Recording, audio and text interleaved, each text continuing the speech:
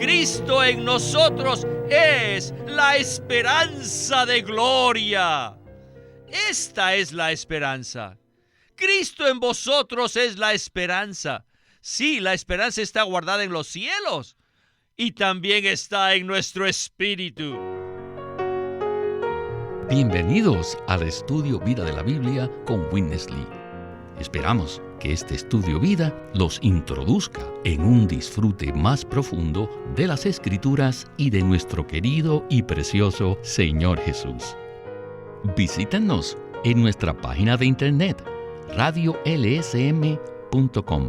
y allí podrán escuchar gratuitamente todos los programas radiales del Estudio Vida. En esta serie de programas del Estudio Vida, estamos considerando el libro de Colosenses. Y en el mensaje de esta ocasión, nos vamos a enfocar en los primeros 8 versículos del capítulo 1.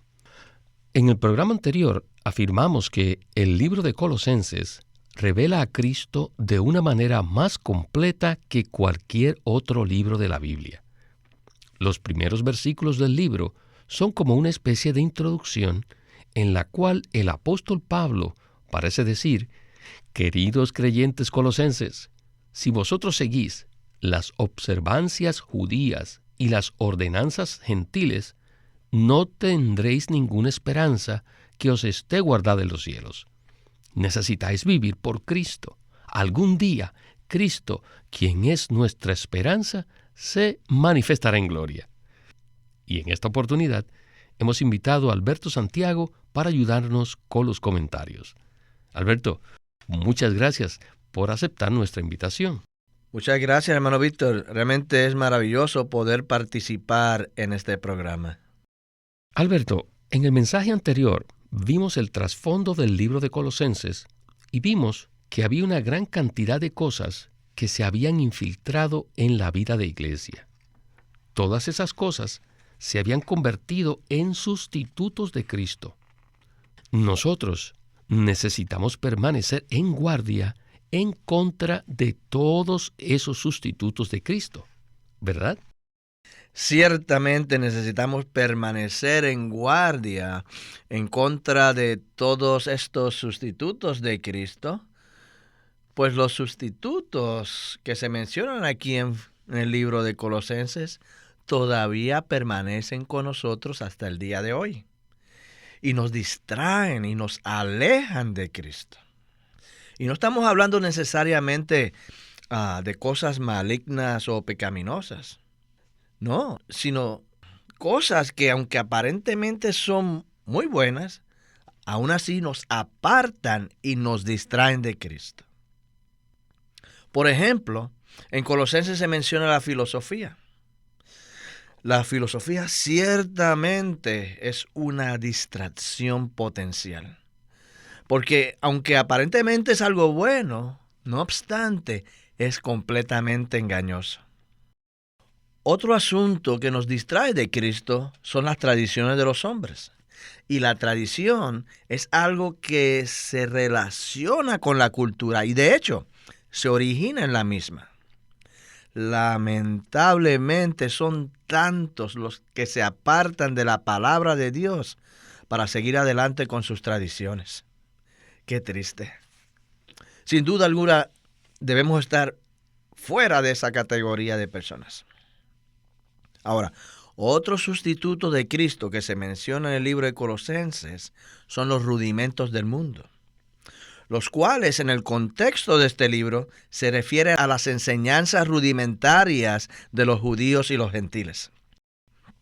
Estas enseñanzas estaban relacionadas con observancias rituales tales como la alimentación, las bebidas, el ascetismo y otras cosas. Y otro asunto que todavía prevalece en la actualidad y que parece haber ganado mucha importancia es el asunto del culto a los ángeles. Existe una gran cantidad de publicidad en muchos libros acerca de los ángeles. Sin embargo, cuán difícil es encontrar algunos libros acerca de Cristo como la realidad de todas las cosas positivas del universo.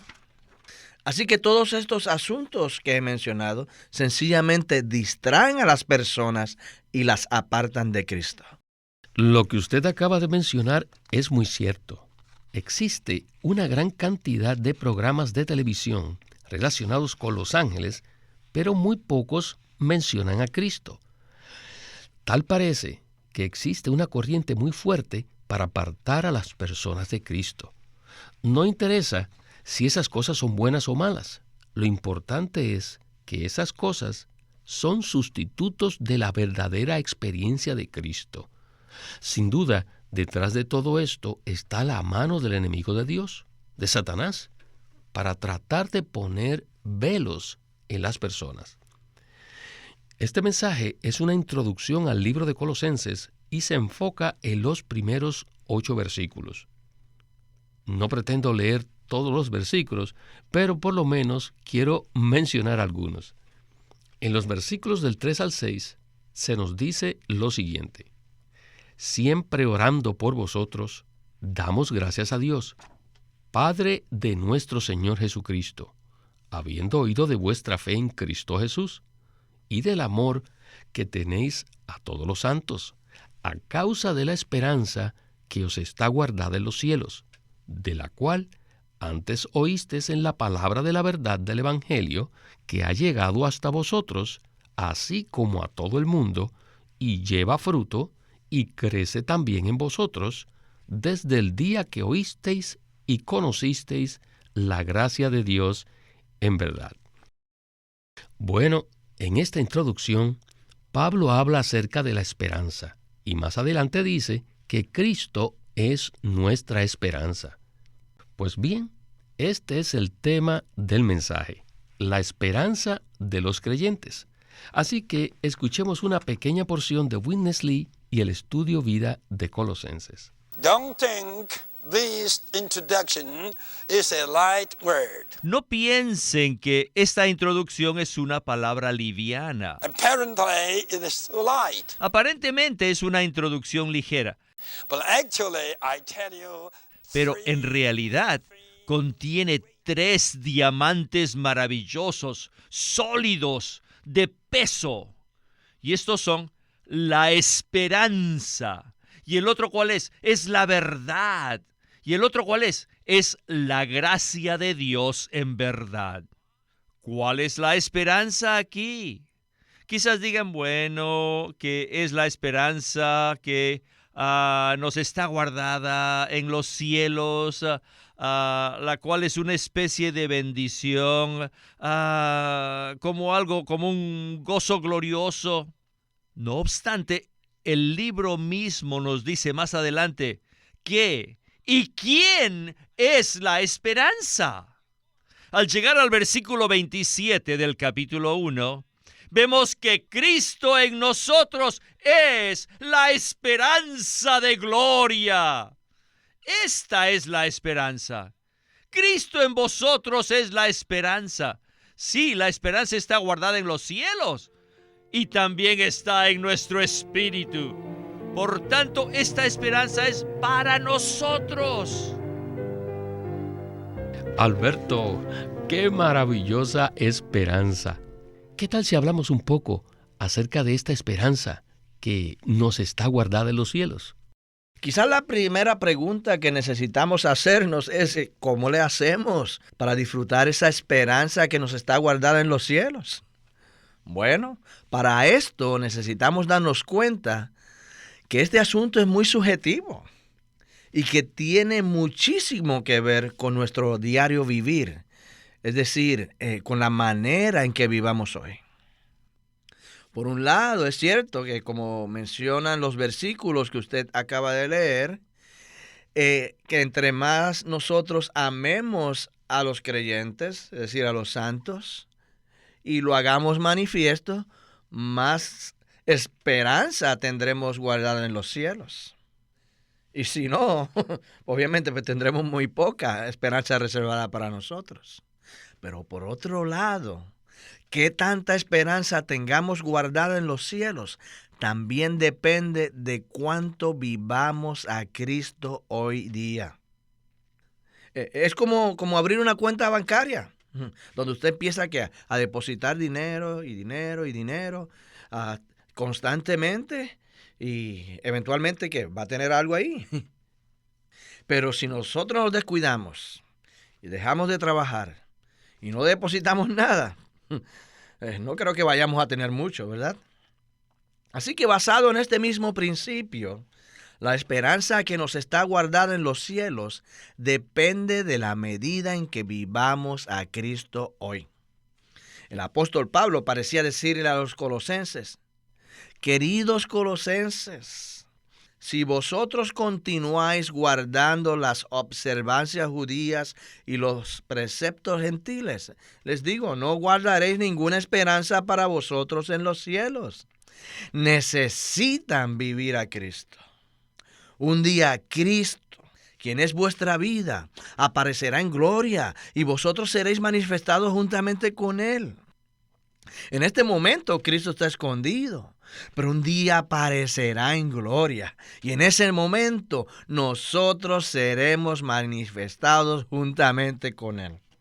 Si vivimos a Cristo y somos uno con Él, entonces necesitamos decirle: Señor Jesús, te amo. Te tomo como mi vida y como mi persona. Señor, quiero estar contigo en tu presencia.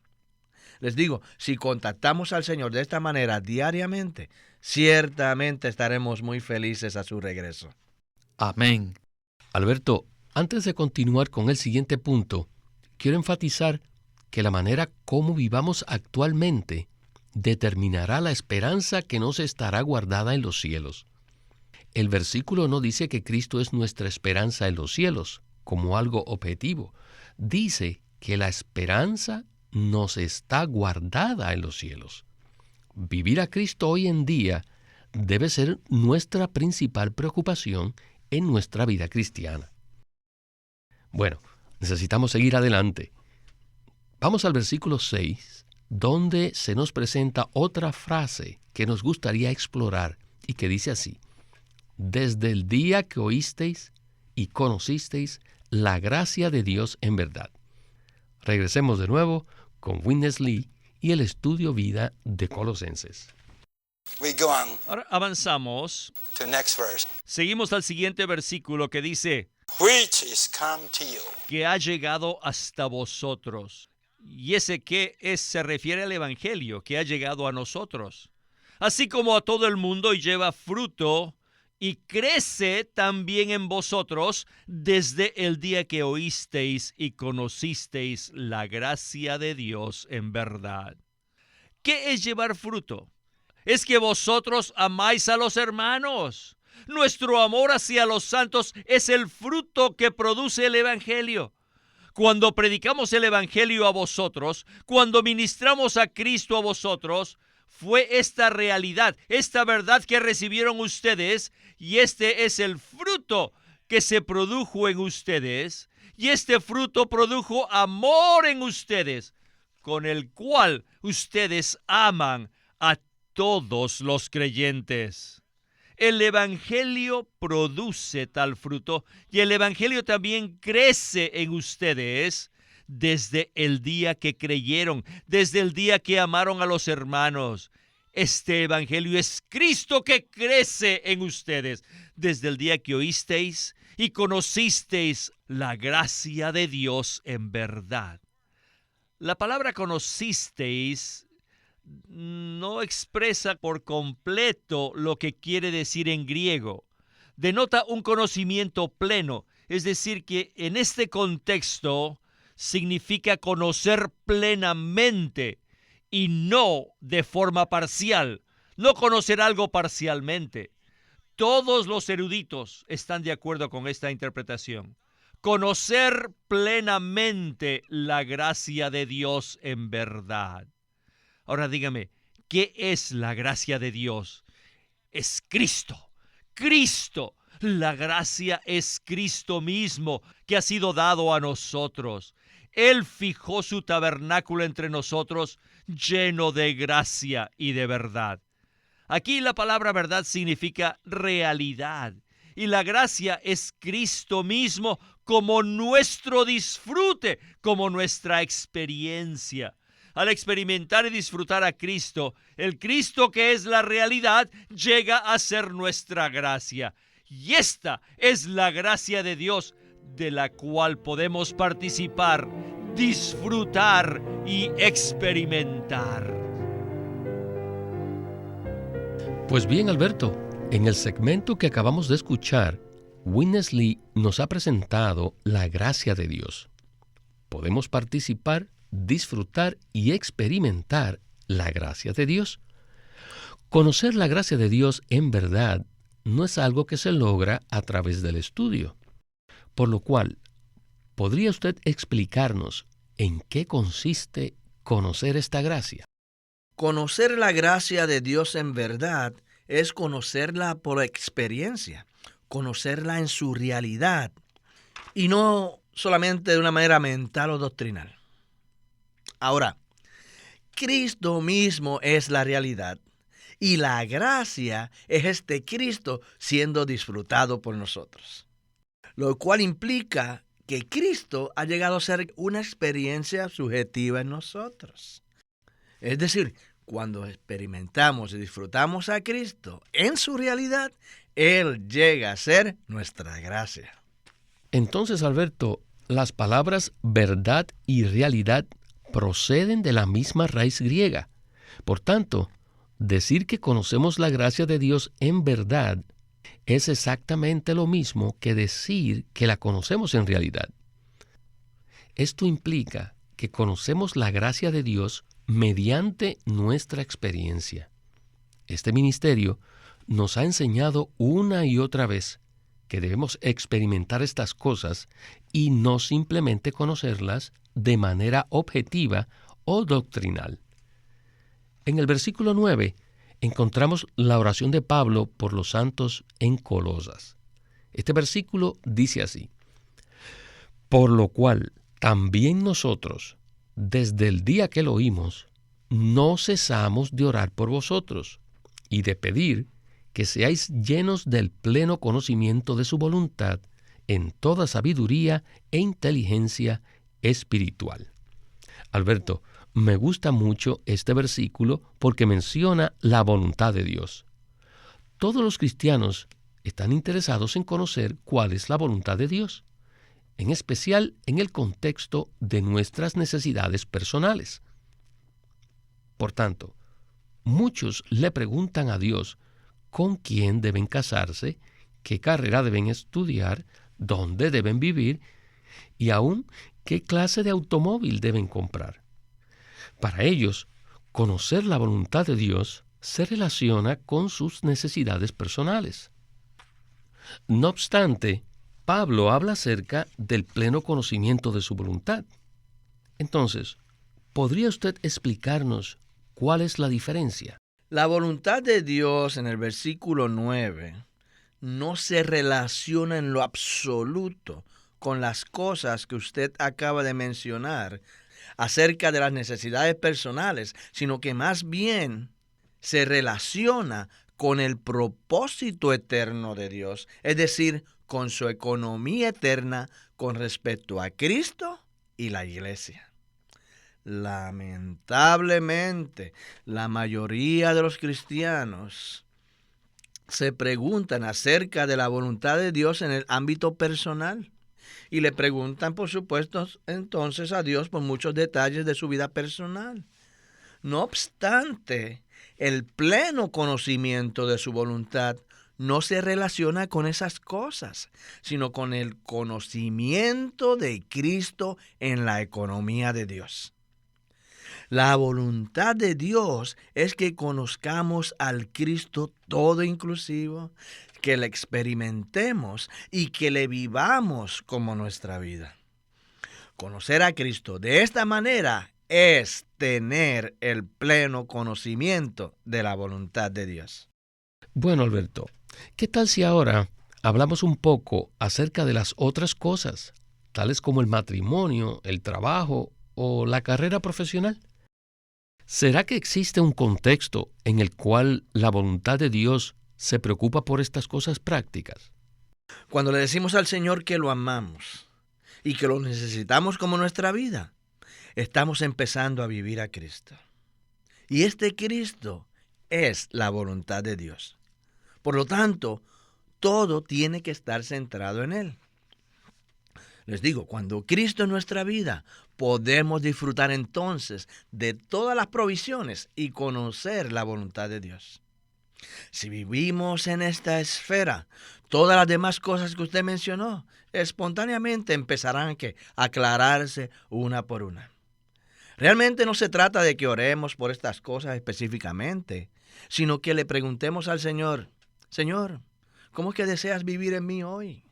Señor, te tomo como mi vida. Deseo llevar a cabo la voluntad y la economía de Dios para el cumplimiento de su propósito eterno. Señor, por causa de la voluntad de Dios, quiero que Cristo sea magnificado en mi cuerpo. Por lo tanto, me entrego a ti, Señor Jesús, para ser uno contigo y deseo ejercitar mi espíritu para disfrutarte diariamente. Les digo, si nosotros oramos de esta manera, esto va a satisfacer el corazón de Dios y espontáneamente se aclararán todos nuestros asuntos prácticos. Alberto, muchas gracias por su respuesta. Sin duda, Dios sabe que tenemos necesidades prácticas que son importantes para nosotros. Sin embargo, si nosotros nos enfocamos en su voluntad y no en nuestras necesidades, entonces Él tomará cuidado de todos los demás asuntos. En Mateo 6, versículo 31 al 33, se nos dice lo siguiente: No os preocupéis, pues, diciendo, ¿qué comeremos, o qué beberemos, o con qué nos vestiremos? Porque los gentiles buscan con afán todas estas cosas. Vuestro Padre Celestial sabe que tenéis necesidad de todas estas cosas. Mas buscad primeramente su reino y su justicia, y todas estas cosas os serán añadidas. Alberto, otro tema predilecto de los creyentes es el asunto del andar. En el capítulo 1, versículo 10 de Colosenses, nos dice: para que andéis como es digno del Señor, agradándole en todo, llevando fruto en toda buena obra y creciendo por el pleno conocimiento de Dios. ¿Será que en este contexto se refiere a que los creyentes se comporten de tal manera que hagan felices a Dios? En realidad no se trata de que los creyentes tengan un cierto tipo de comportamiento para agradar a Dios. No.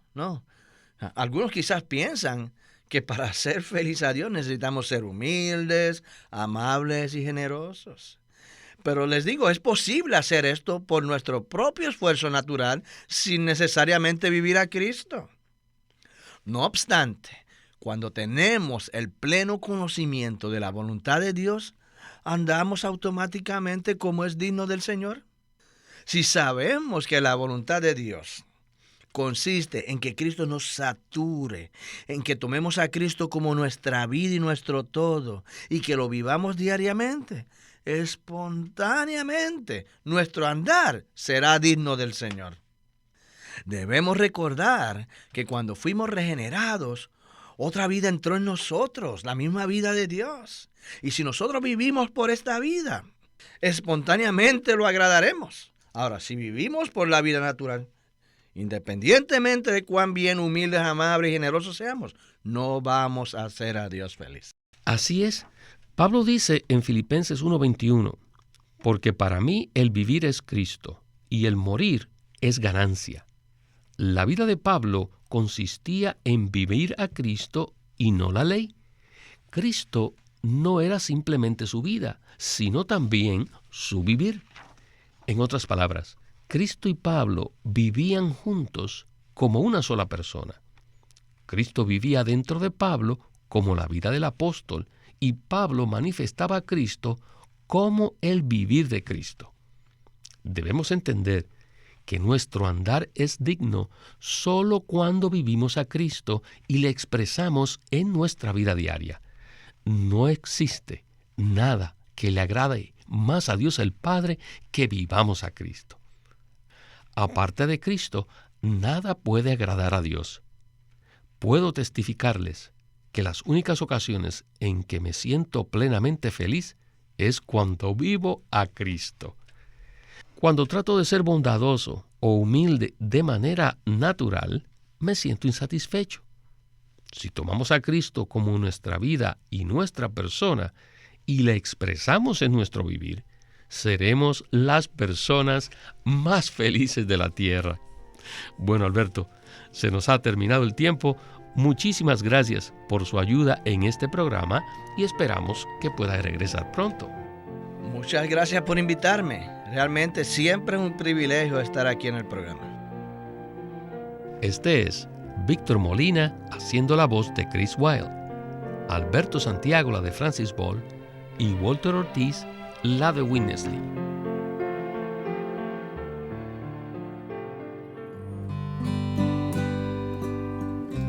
Living Stream Ministry es una casa publicadora de los libros de Watchman Nee y Witness Lee.